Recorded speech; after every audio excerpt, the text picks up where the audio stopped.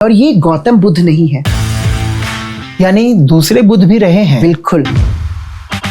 जब कलयुग का आरंभ हुआ था उस समय बुद्ध नाम से हमारे विष्णु जी का नवा अवतार हुआ। बुद्ध और गौतम बुद्ध दोनों बुद्ध नाम होने के कारण हमें कंफ्यूजन होता है कि गौतम बुद्ध ही नवा अवतार थे। कला क्या है? कला एक माध्यम है जिसके द्वारा हम अपनी भावनाओं को लोगों तक पहुंचाते हैं और कभी कभी उन भावनाओं से खुद ही बात करते हैं। कला बहुत प्रकार के हैं और खासकर पेंटिंग जिसे हम कहते हैं, जैसे आज की दुनिया में कभी हम फाइन आर्ट्स कहते हैं, अलग अलग नाम से है जिसके विषय में मुझे खास जानकारी नहीं है। और इसी विषय को जानने के लिए आज हम उपस्थित हुए हैं नेहा जी के घर में। नेहा जी एक अनोखी किस्म की आर्टिस्ट है और इनकी पेंटिंग्स आज के समय में बहुत प्रचलित हो रही है और लोगों में चर्चा के विषय भी बनी हुई है। आज जानेंगे नेहा जी से इनकी पेंटिंग्स के बारे में। आइए। हरिओम। हरिओम। नेहा जी, आपके पेंटिंग के बारे में बहुत सुना हूँ और मुझे ये नहीं पता आपकी पेंटिंग को पेंटिंग कहना चाहिए कि कलाकृति कहनी चाहिए या क्या है। इस विषय पर थोड़ा प्रकाश डालिए, हमारे दर्शकों को पता चले कि आप क्या करती हैं, कैसे बनाती हैं, आपके विचार में क्या क्या भावनाएं उत्पन्न होती हैं कि आप इस तरह की पेंटिंग्स बना सकती हैं। तो सबसे पहले तो ये बताइए कि आपका पेंटिंग का नाम क्या है? बिल्कुल, ये क्वेश्चन के लिए थैंक यू। इस कला को अर्थ कला शास्त्र कहते हैं। अर्थ कला शास्त्र को अगर हम डिकोड करें, अर्थ इज मीनिंग, कला इज आर्ट और शास्त्र is the entire story form. तो अगर किसी आर्ट को आपने डिकोड किया किसी श्लोक या किसी मीनिंग या किसी अर्थ या स्टेटमेंट से, उसको अर्थ कला शास्त्र कहते हैं। ये बहुत ही वैदिक पौराणिक कला है। आपकी इसके बारे में आप भरत मुनि के नाट्य शास्त्र किताब में मिलेगा, पुस्तक में मिलेगा। और उन्होंने ये मेंशन किया है कि ये एक फॉर्म ऑफ कला है जो लोगों को किसी श्लोक या मंत्र या कॉन्सेप्ट को समझाने में एक तरह का टीचिंग फॉर्म है। अगर मैं अर्थ कला की बात करूं, हमारे जो ऋषि मुनि हुआ करते हैं वो बहुत तरीकों से अपने गुरुकुल में अपने शिष्यों को सिखाया और पढ़ाया करते थे। अगर भरत मुनि नाट्य शास्त्र में पढ़ा जाए, उसमें मेंशन है कि नृत्य, भरतनाट्यम एक फॉर्म है जिसे आप किसी चीज़ को समझाते हैं। सिमिलरली जो हम आज रैप बोलते हैं, रैप बहुत पुराना फॉर्म है जो हमारे बहुत सारे, भले उसे नया नाम दिया गया है, बिल्कुल जी, लेकिन अगर आप किसी भी मंत्र और श्लोक को देखते हैं उसमें एक फॉर्म, एक रिदम होता है। सो वो तरीके से सिखाया जाता था हमारे पुराने समय में अपने स्टूडेंट्स को। तीसरा फॉर्म होता था अर्थ कला शास्त्र आर्ट और चौथा थिएटर, जिसको हम प्रॉपर एक्टिंग थिएटर की बात करते हैं, जिसमें भरत मुनि ने नवरस के बारे में पूरी व्याख्या की है उन्होंने। तो ये वहाँ का कॉन्सेप्ट है जो बहुत पुराना है, जिसमें आप एक कॉन्सेप्ट लेते हैं, उसको जो आप विजुअलाइज करते हैं, परसेप्शन आपका जो होता है, उसको आप कलाकृतियों में आई वुड से लाइंस के ज़रिए या चाकोल के ज़रिए या कॉन्सेप्ट के ज़रिए या मोटिव्स के ज़रिए। मेरे बहुत सारे आर्टवर्क में, कलाकृतियों में आपने देखा होगा कि मैं श्लोक का भी वर्णन करती हूँ, मैं बाकायदा उसमें लिखती हूँ श्लोक। अर्थकला शास्त्र artwork is also known as बीज मंत्र आर्ट, जहाँ पे पूरे कॉन्सेप्ट जो आपने पढ़ा उसका जो फनल डाउन वर्जन या कंक्लूजन जो हुआ उस आर्ट फॉर्म में मेंशन होता है। तो बहुत लोग इसको बीज मंत्र आर्ट फॉर्म भी बोलते हैं। यानी बीज मंत्र का कहीं ना कहीं आप चित्र के रूप में भी आप प्रस्तुत कर रहे हैं। बीज मंत्र भी आपने लिखा है और उसको क्या दर्शाता है, वो क्या कहना चाहता है या उसका अर्थ क्या है, वो आप चित्र के माध्यम से आप उसे दर्शाती हैं। बिल्कुल, फाइन लाइंस के माध्यम से, जैसा आपने बताया। बिल्कुल। अगर मैं एक छोटा सा, मैं साइकोलॉजी स्टूडेंट हूँ और हम साइकोलॉजी में मेजरली जब हम पढ़ाते हैं लोगों को, हम बोलते हैं हर स्टूडेंट अलग है। कुछ बच्चे विजुअली सीखते हैं, they are visually very strong. कुछ बच्चे auditory, they learn by story telling, आपने कहानियाँ सुनाई और बच्चे याद रख सकते हैं। तीसरी फॉर्म होती है काइनेस्थेटिक, आपने टच एंड फील किया, उसके में बच्चे ज़्यादा समझते हैं। और चौथा होता है रीडिंग, जब बच्चे रीड, खुद से रीड करते, बहुत बार रीड करते, बच्चे समझते और याद रखते हैं। तो देखा जाए तो हमारे पुराने कॉन्सेप्ट्स जो हमारे वेदों और पुराणों में, उपनिषदों में लिखा है कि हर form of teaching is an art. आपने, अगर आपको किसी को कुछ सिखाना है तो हमारे फॉर्म सब कुछ है। अर्थकला विजुअली उन बच्चों के लिए जो विजुअली बहुत स्ट्रांग है। उसके theatre is again like kinaesthetic, आपने किया उस पूरी कॉन्सेप्ट को जिया, थिएटर। थर्ड है rap, is for auditory. And जो मैंने नाट्य शास्त्र इज अगेन स्टोरी टेलिंग। तो ये चारों फॉर्म जो साइकोलॉजी में आज हम पढ़ रहे हैं वो बहुत पुराना कॉन्सेप्ट है। तो अर्थ कला शास्त्र is one of the, I would say it's a combination and amalgamation of somebody who is an auditory learner, we are telling stories through it, which is Bij Mantra. It's kinesthetic, where you can see and touch and feel. Third, it is visual, where you can see the story and relate to the concept. And fourth, a reading, because once the shlokas are written, you can read them. So it's an amalgamation of the entire concept. तो ये हमारा अर्थ कला शास्त्र है। जैसा ये portrait हम अभी देख रहे हैं, इस पोर्ट्रेट के विषय में आप कुछ बताना चाहेंगे? ऐसे तो आपके बहुत सारे पेंटिंग्स हैं, लेकिन इस पेंटिंग के बारे में आप क्या बोलना चाहिए? माफ कीजिएगा, मैं पोर्ट्रेट बोल दिया, इसे पोर्ट्रेट तो नहीं कह सकते हैं। ये तो मतलब बहुत कुछ है एक पेंटिंग के अंतर्गत। बिल्कुल। तो कृपया इस पर कुछ प्रकाश डालिए। बिल्कुल। तो इसमें मैंने भगवान विष्णु के दश रूप जिसे हम कहते हैं उसे समझाने की कोशिश की है। अगर हम सबसे पहला प्रथम में जाए तो हमारा जो विष्णु जी का पहला रूप है मत्स्य, दूसरा कूर्म, वराह, नरसिंह, वामन, परशुराम, राम, कृष्ण, बुद्ध, इनके बारे में थोड़ा बताऊंगी बाद में। बुद्ध और कल्कि जो कलयुग में इनका अवतार होने वाला है, कुछ लोग कहते हैं इनका अवतार हो चुका है। तो ये 10 रूप है। अगर आप देखेंगे कि इसमें विष्णु जी जो मैंने सेंटर में जी बिल्कुल जी बीच में अगर आप देखेंगे, इसमें मैंने तिरुपति जी को बनाने की कोशिश की है। और यहाँ पे अगर आप देखेंगे तो यहाँ पे हमारे जो जगन्नाथपुरी है, जी वही मैं देख रहा था। बिल्कुल, वो यहाँ पे विराजमान है। तो मैंने कोशिश की कि विष्णु जी के बहुत, वैसे तो बहुत रूप है। अगर आप वेद पुराण में जाएंगे, हमारे जो भागवत पुराण में इनकी काफी एक्सप्लेनेशन दी गई है। अगर उसमें जाएंगे तो बहुत एक्सप्लेनेशन है, but whatever I could make, this is the outcome. Something very wonderful, awesome. Thank you so much. आपको आप साइकोलॉजी की स्टूडेंट रही, उसके बाद आप कॉर्पोरेट में आप जॉब भी करती हैं जी। तो ये सब बनाने के लिए आपको प्रेरणा कहाँ से आपको मिली है? क्या आपके दिमाग में चलता है कि आप ऐसा बना पाती हैं? तो पहली चीज मैं बोलूंगी, मैं जिस घर से बिलोंग करती हूँ, जिस परिवार से बिलोंग करती हूँ, जहाँ वेद पुराण के मंत्र श्लोक रोज पढ़ा करते थे, मैंने नानी दादी लोग को देखा है करते हुए। मुझे काफ़ी रुचि रही इन चीज़ों को पढ़ने की। मैं कोशिश करती हूँ थोड़ी मोड़ी जो भी संस्कृत समझती हूँ, और मेरे घर में ऐसे बहुत मेरे फैमिली में लोग हैं जो संस्कृत समझते हैं। तो जहाँ मुझे डाउट होता है मैं चीज़ों को समझती हूँ, पढ़ती हूँ, लोगों से पूछती हूँ, और जो मुझे समझ में आता है मैं कोशिश करती हूँ उसको आर्ट फॉर्म में, उसको this like a pictorial representation of your understanding. तो ये बचपन से हुई, बचपन से मैं करते आई हूँ। मैंने कभी भी सीखा नहीं है कला। I am a self learned artist, और because I have read lot of books, whatever I could illustrate, it's here with you. आप भविष्य में इस कला को लेकर के क्या करना चाहती हैं? आप केवल अपने लिए बनाती हैं कि आप इसे बेचती भी हैं, सेल करती हैं?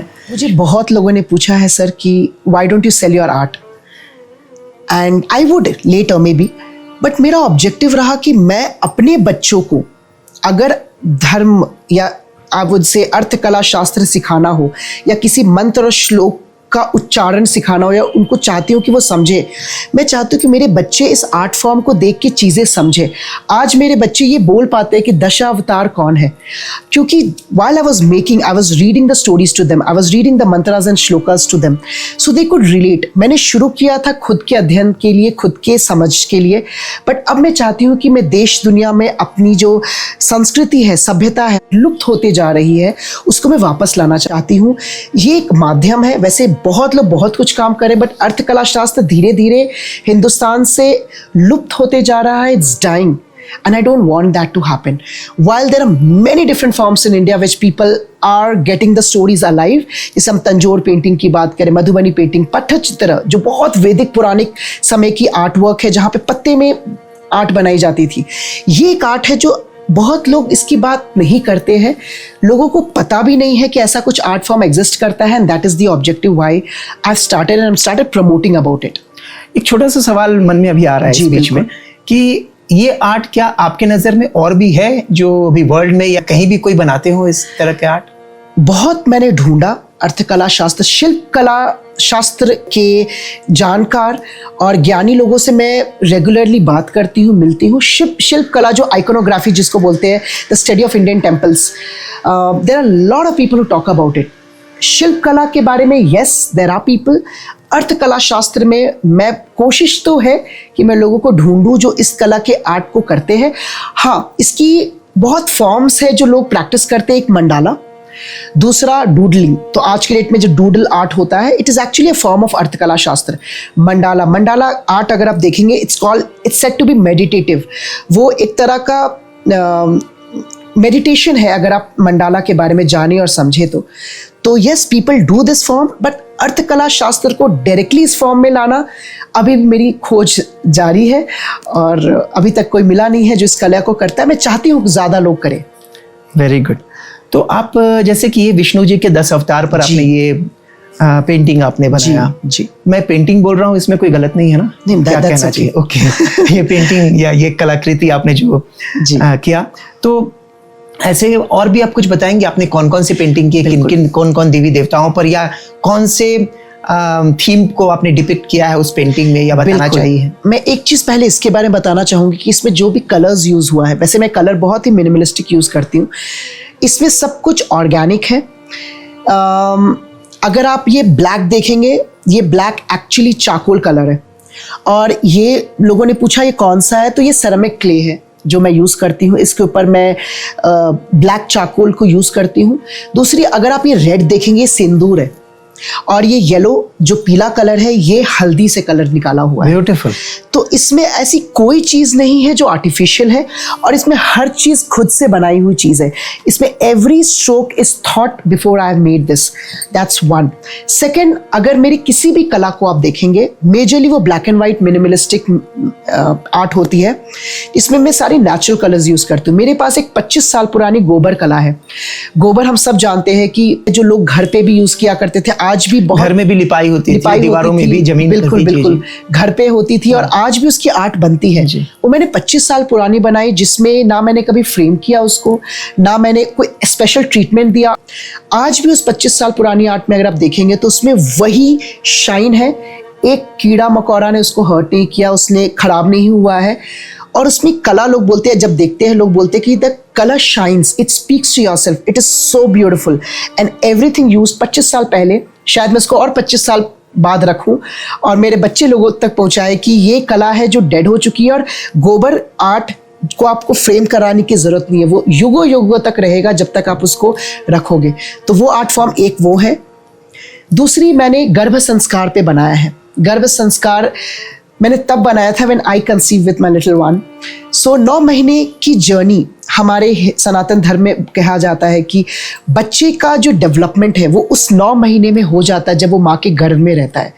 तो गर्भ संस्कार का जो कॉन्सेप्ट मैं जब रीड कर रही थी, उसमें अभिमन्यु मंत्र एक है जिससे कहा जाता है कि जब आप when you are expecting, you should definitely read that. While I was reading, there was so many concept about the chakras. हमारे बॉडी में जो चक्रास होते हैं, मूलाधार चक्र, मूलाधार, स्वादिष्ठान, मणिपुर, बिल्कुल जी। तो उसकी जो स्टार्ट होती है, I would say the beginning starts there. और वो सारे चक्रास के बारे में जब मैंने पढ़ा, मैंने एक एक श्लोक मंत्र पढ़ा और मैंने कोशिश किया उसको मैं आर्ट फॉर्म में डिकोड करूं। बिकॉज कितने ही लोग गर्भ संस्कार पढ़ते हैं, बहुत कम लोग रीड करते हैं उसको। मैं चाहती हूँ कि उस कला के माध्यम से मैं लोगों तक पहुँचूँ और ये बताऊँ कि वो 9 महीने में जो डेवलपमेंट बच्चे का होता है, आपने कौन से श्लोक पढ़ते हैं, आप कौन से मंत्र की जाप की जाती है, उस 9 महीने में आपको क्या देखना है क्या नहीं देखना है, वो सब उस गर्भ संस्कार आर्ट फॉर्म में मेंशन है। इसमें every stroke has a story to tell. So वो एक आर्ट फॉर्म है। ऐसे बहुत सारे आर्ट फॉर्म है। एक कॉन्सेप्ट को उठाती हूँ मैं और उसके बाद मैं कोशिश करती हूँ कि उसको मैं एक्सप्लेन कर सकूँ। मैं चाहूँगा हर एक पेंटिंग पर मैं आपके साथ डिस्कस करूँ, बिल्कुल, और अपने दर्शकों को भी आपकी सब पेंटिंग से रूबरू कराऊं। बिल्कुल। अच्छा, आपने कहा था कि गौतम बुद्ध के बारे में आप अभी मेंशन कर रही थी, तो आपने कहा कि इनके बारे में कुछ बताएंगे। मेरे मन में भी एक सवाल आ रहा था, क्या ये बुद्ध वही हैं जो गौतम बुद्ध हैं? बिल्कुल नहीं। मैंने रिसेंटली एक पोलिंग किया इंस्टाग्राम में, अपने यूट्यूब में, और लोगों से पूछा, बिकॉज मुझे हमेशा से एक क्वेश्चन था कि 9वां अवतार विष्णु जी का कौन सा है। तो बहुत सारे मिक्स्ड आंसर्स आए। कुछ लोगों ने भगवान बलराम को कहा, कुछ ने कहा ये गौतम बुद्ध है। फिर मैंने भागवत पुराण स्कंद 1 श्लोक 24 और चैप्टर 3 में अगर आप देखेंगे, उसमें मेंशन्ड है बुद्ध के बारे में, और ये गौतम बुद्ध नहीं है, यानी दूसरे बुद्ध भी रहे हैं। बिल्कुल। जब कलयुग का आरंभ हुआ था जी। उस समय बुद्ध नाम से हमारे विष्णु जी का नवा अवतार हुआ। उनका अवतार इसलिए हुआ क्योंकि हिंसा बहुत ज्यादा फैल गई थी, कलयुग का प्रारंभ हो चुका था और हिंसा हर जगह थी। तो उनका जन्म इसीलिए हुआ कि वो अहिंसा का पाठ पढ़ाए। उनका जन्म इसलिए भी हुआ कि उस समय पशु पक्षी animals people started killing them and he spoke about अहिंसा। इनका जन्म कीट का देश जो अभी गया में है और इनकी माता का नाम अंजना था और कलयुग के बहुत इनिशियल स्टेज में प्रारंभ में ही इनका जन्म हुआ था, जो बहुत कम लोग जानते हैं और बहुत साल अवध से। यानी बुद्ध और गौतम बुद्ध दोनों बुद्ध नाम होने के कारण हमें कंफ्यूजन होता है कि गौतम बुद्ध ही नवा अवतार थे, नहीं, लेकिन ये बुद्ध थे। और शायद ऐसा भी शायद होगा कि गौतम बुद्ध को भी शायद इन्हीं के नाम से फिर लोगों ने नाम से पुकारना शुरू कर दिया, और शायद हो सकता है क्योंकि वो सिद्धार्थ गौतम थे। जी जी जी जी। और उनका एक्चुअल नाम सिद्धार्थ गौतम था और हो सकता है कि शायद उनसे बुद्ध नाम उसके बाद पड़ा, क्योंकि उनकी भी सोच उसी तरह की थी, तो शायद उन्हीं के नाम से उनको बिल्कुल बिल्कुल। ये तो मुझे आज पहली बार पता चला। मैं तो समझता था बहुत लोग नहीं जानते कि नवा अवतार भगवान विष्णु के गौतम बुद्ध ही है, लेकिन आज आपके माध्यम से दर्शकों को भी पता चला। बिल्कुल। तो ये पेंटिंग जितने भी लोग देखते होंगे या ये कलाकृति जितने भी लोग देखते होंगे, तो ये सवाल आप सबको ये बात बताती हैं? सबको ये बात बताने की कोशिश करती हूँ और मैंने दूसरे वीडियोस में ये भी बुक का नाम मेंशन भी किया है। इनफैक्ट मैंने खोल के भी दिखाया है कि कौन सा श्लोक कौन सा अध्याय में मेंशन है, सब कुछ है इसमें। बहुत सुंदर। यहाँ मैं देख रहा हूँ ओम नमो भगवते वासुदेवाय आपने जो लिखा है जी, और तो इसी तरह से आप अपने पेंटिंग में भी और सब मंत्र लिखते हैं? बिल्कुल बिल्कुल। मैंने माँ पे एक आर्ट बनाया है जिसमें मैंने कोशिश किया है माँ दुर्गा के जो 9 रूप है, शैलपुत्री, ब्रह्मचारिणी, चंद्रघंटा, कुष्मांडा, स्कंद माता, कत्यायनी, कालरात्रि, महागौरी, सिद्धिदात्री, जो या देवी सर्वभूतेषु शक्ति रूपेण संस्थिता, नमस्तस्यै नमस्तस्यै नमस्तस्यै नमो नमः। सारी माँओं के बारे में मैंने कोशिश किया है कि उनकी जो महत्ता और उनकी जो आई वुड से स्पेसिफिकेशंस है वो मेंशन किया है आर्ट फॉर्म में। ब्यूटीफुल, बहुत सुंदर। आपने भरत मुनि नाट्य शास्त्र का भी वर्णन किया कि आप उसको भी अपने पेंटिंग के माध्यम से आप दर्शाती हैं जी, या वो भी एक माध्यम था लोगों तक शिक्षा पहुंचाने का जी। उससे संबंधित आप पेंटिंग में कैसे उसे उतारेंगी या आप क्या सोची हैं उतारने का, आप उस विषय पे थोड़ा प्रकाश डालें। बिल्कुल बिल्कुल। सो भरत मुनि के नाट्य शास्त्र में जैसे मैंने कहा कि हम 9 रस के बारे में जानते हैं। अर्थकला शास्त्र में मेंशन होता है कि आपने किस कॉन्सेप्ट को क्या रूप दिया। अगर मैं चाकोल, डार्क चाकोल की बात करती हूँ, जो चीज़ दिखाना है, जो रौद्र है, जो स्ट्रॉन्ग है, जो वीर रस की अगर बात करती हूँ, तो वहाँ पे मैं कोशिश करती हूँ कि उस चाकोल, उस कलर्स को ज़्यादा प्रोमिनेंट करना। मैंने एक पेंटिंग बनाई है कि माँ का स्वरूप कैसा होता है। उसमें आप नोटिस करेंगे कि मैंने माँ के अलग अलग रूप बनाए हैं, लेकिन फिर भी उसमें कुछ ऐसे आर्टवर्क है जो बहुत सटल है, बहुत सॉफ्टर है। जैसे मैंने गाय बनाया है जो और अपने बच्चे को दूध पिला रही है, तो बहुत सॉफ्ट आर्ट फॉर्म से बनाया है, बहुत सॉफ्ट पेन से बनाया है। मुझे ममता दिखानी थी, उसमें मुझे सौम्यता दिखानी थी। बोलते हैं ना, माँ ममता की मूर्ति, वात्सल्य की वाटिका, स्नेह का सदन और विचारों की वीथिका होती है। तो ये सारे कॉन्सेप्ट को मैं अलग अलग पेन, अलग अलग आई वुड से कलर्स से कोनेट करती हूँ। मतलब जैसे संगीत में अलग अलग राग से अलग अलग भावना को व्यक्त किया जाता है, उसी तरह से अलग अलग स्ट्रोक से उस भावना को व्यक्त करते हैं। बिल्कुल बिल्कुल। तो नेहा जी बहुत बहुत धन्यवाद। ये हमारा सौभाग्य है कि मैं आपसे मिल पाया और आपकी ऐसी कलाकृति को देख पाया। अपने दर्शकों को बता देना चाहता हूँ, ये नेहा जी हैं और बचपन से इनको स्ट्रोक से खेलने की आदत रही, पेंटिंग की आदत रही, यानी लाइन बनाने की आदत रही। उन लाइन से इस तरह से इन्होंने इतिहास से कितना बड़ा कीमती हीरा को निकाल करके लाया है और समाज में हमारी आने वाली पीढ़ी के लिए भी इन्होंने दिया है। तो इसके साथ ही आप सभी को धन्यवाद। नेहा जी का इंस्टाग्राम का लिंक और यूट्यूब का लिंक कैप्शंस में दिया रहेगा, आप उन्हें फॉलो कर सकते हैं। धन्यवाद।